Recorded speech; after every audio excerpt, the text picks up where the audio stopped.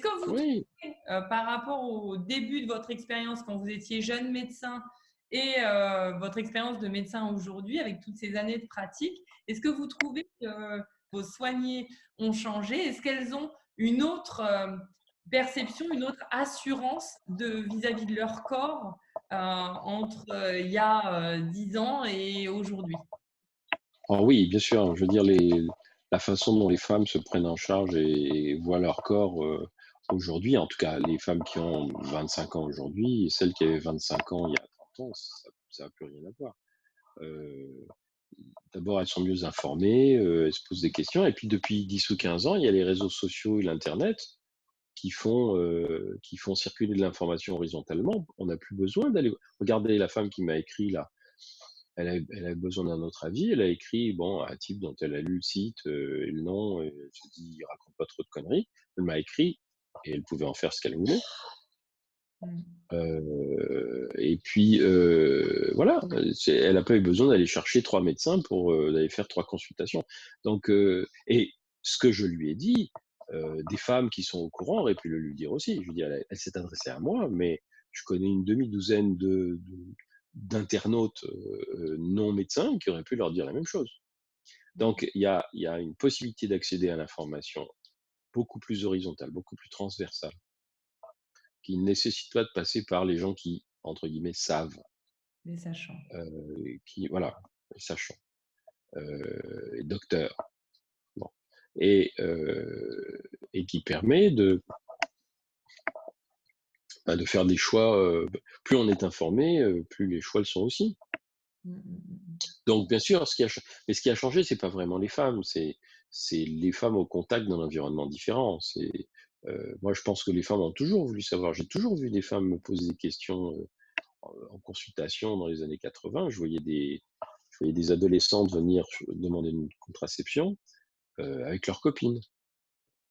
Alors elles étaient 2 et puis donc, il y en a une qui posait des questions, puis l'autre en fait elle notait quoi.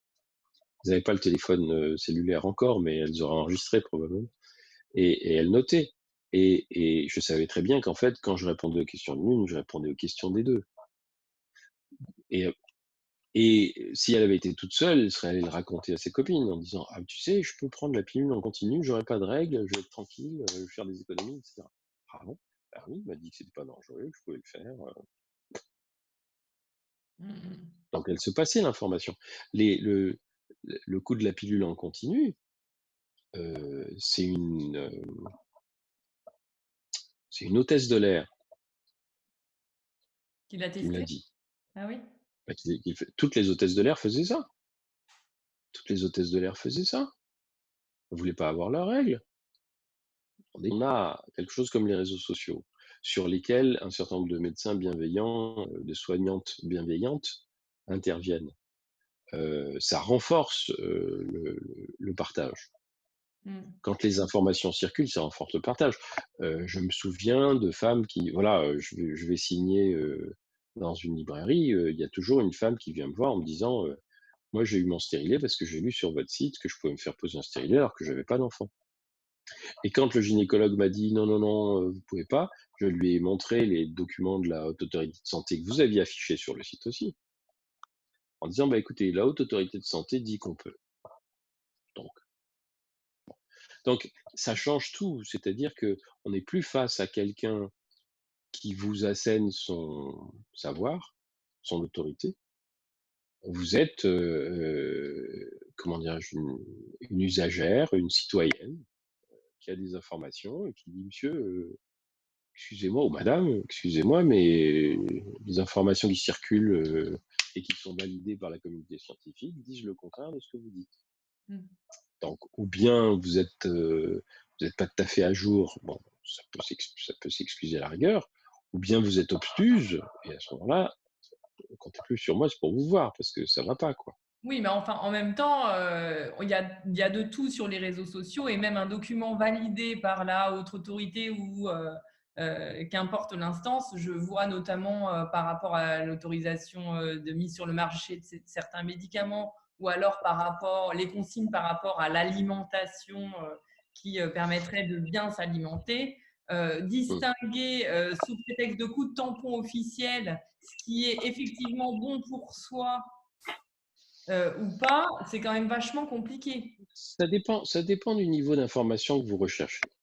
C'est-à-dire que plus l'information, est vague, bah, comment bien s'alimenter, c'est vague.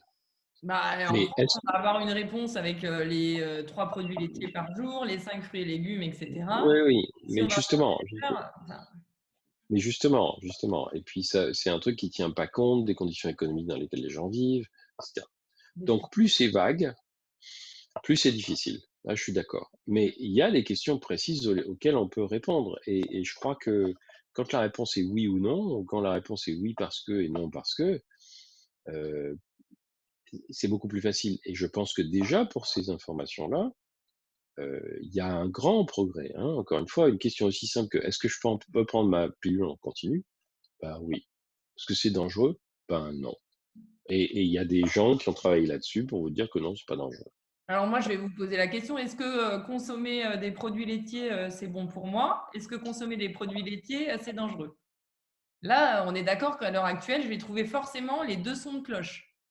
Bah, c'est surtout que vous êtes pas la même personne. Dans un cas, si vous voulez, si vous avez une intolérance au lactose, ben, consommer des produits laitiers, ça va pas être bon pour vous, hein. Vous allez avoir, de la diarrhée en permanence. Mmh. Heu, de toute façon, moi j'avais un père médecin qui disait: «Le bon sens, c'est de dire, si on mange de tout en quantité raisonnable,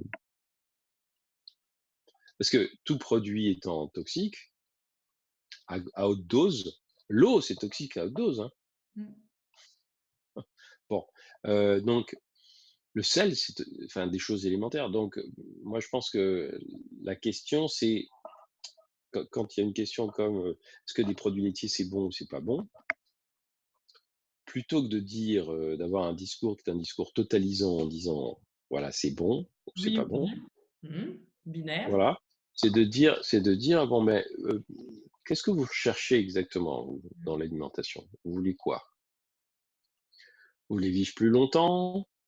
Vous voulez mieux digérer? Vous voulez, pas être constipé? Vous voulez, avoir un beau teint? Vous avez n'importe quoi. Mais de ramener ça aux attentes des personnes. Je veux que mon enfant grandisse. Bon, ben, j'ai une bonne nouvelle pour vous. De toute façon, votre enfant va grandir parce que, en France, à moins que vous soyez vraiment dans une situation économique très, très précaire, en France, les enfants sont pas sous-alimentés. «Oui, mais elle mange que des pâtes et du pain». Bah, écoutez, pour le moment, c'est ce qu'elle veut, mais elle prend du poids, ouais, elle grandit, ouais, elle fait des bêtises, ouais, On est bon. on est bon, quoi. Je veux dire Si on devait transmettre qu'une seule chose, c'était de leur dire: «Mais faites vraiment en fonction de vous, quoi. Faites en fonction oui, mais des». pas seulement, je crois que la mise en commun des informations, heu, elle est bonne en soi parce que les gens souffrent de ne pas avoir accès à des informations. Après, leur choix, leur, consentement éclairé, il consiste à faire le tri et à faire le tri aussi en fonction de leur représentation et on ne peut pas les empêcher de faire le tri en fonction de leur représentation et non seulement on peut pas, mais en plus, ce serait pas éthique de leur dire: «Vos représentations sont mauvaises». Mmh. Parce que qui suis-je pour le dire?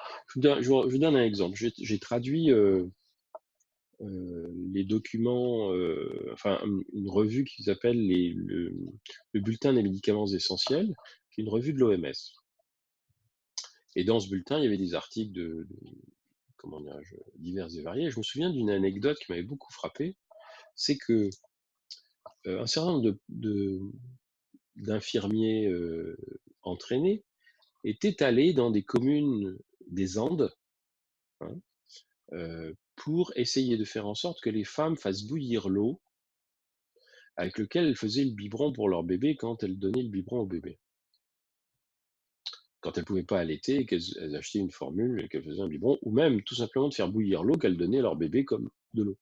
Mmh. Pourquoi? Parce qu'il y avait dans l'eau des rivières ou des ruisseaux qui coulaient sur ces zones des Andes, il y avait beaucoup d'amibes, hein. Les amibes, c'est des êtres, unicellulaires qui sont des parasites de l'intestin et qui peuvent provoquer des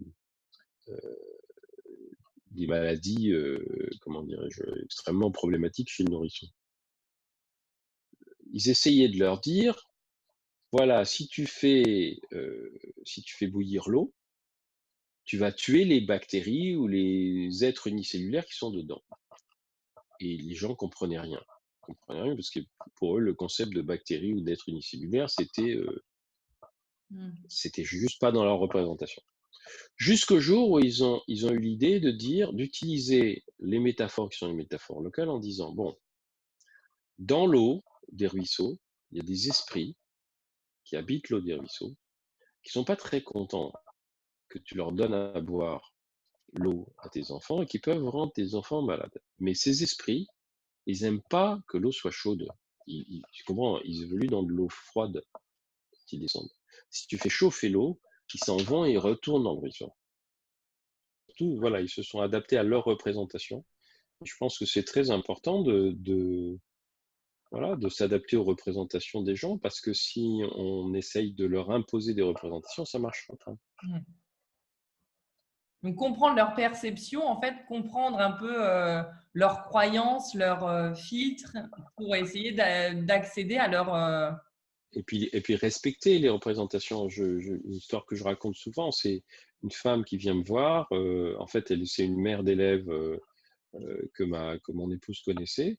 Et elle vient me voir à la suggestion de mon épouse parce que elle a 3 enfants, elle prenait la pilule mais elle la tolère plus. Et son médecin, quand elle lui a dit: «Moi, je veux pas d'un stérilet parce que j'ai peur que ce soit abortif», mmh, s'est moqué d'elle, lui a dit: «Ouais, ouais, vous êtes encore une catho intégriste», puis, bah, il l'a traitée de manière, inacceptable, quoi. Et alors je lui dis: «Mais madame, si vous avez peur que ce soit abortif, bon, je peux toujours essayer de vous convaincre que ça ne l'est pas, mais ça va pas marcher.